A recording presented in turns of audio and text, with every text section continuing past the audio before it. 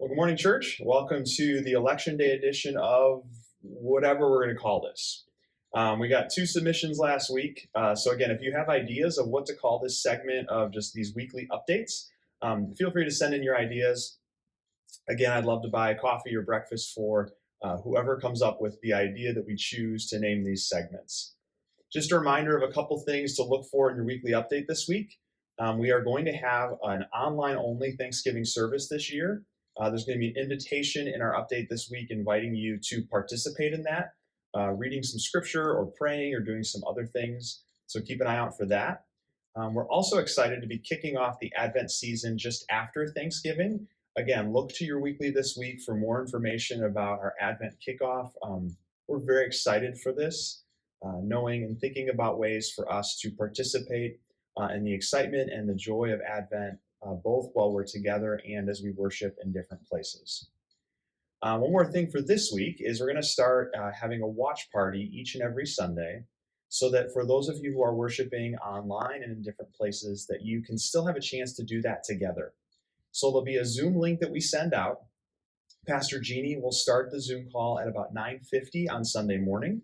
You'll have a chance to connect and say hi to one another. You'll watch the service together starting at 10.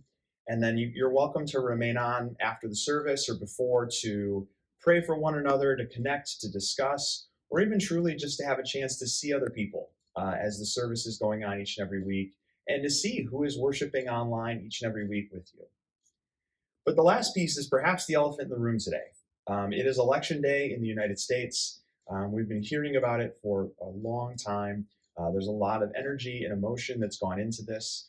And this week, I had one of our board members give me a great verse from the book of Titus that I want to share with you today as the election happens. And this is from Titus 3. It's the first two verses of that chapter.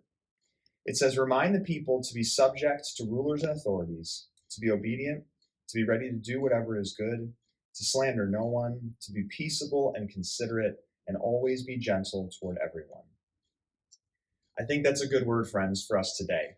We talked a little bit about this on Sunday, that the church and Christians have an opportunity in this moment to show up very differently than the rest of our world, to reflect the fruit of the Spirit in the way that we speak and talk and post, to remind others and ourselves that our hope is not found in the results of this election.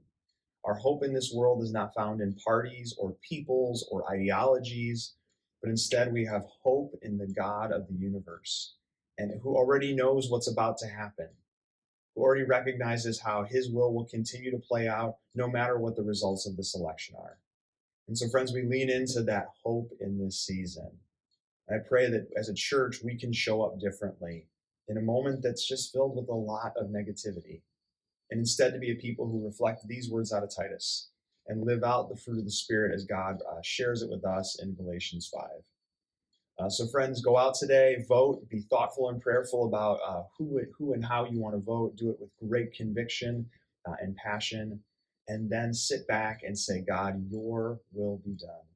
God, may we rest in you and have peace, regardless of what we see play out in the next couple of days.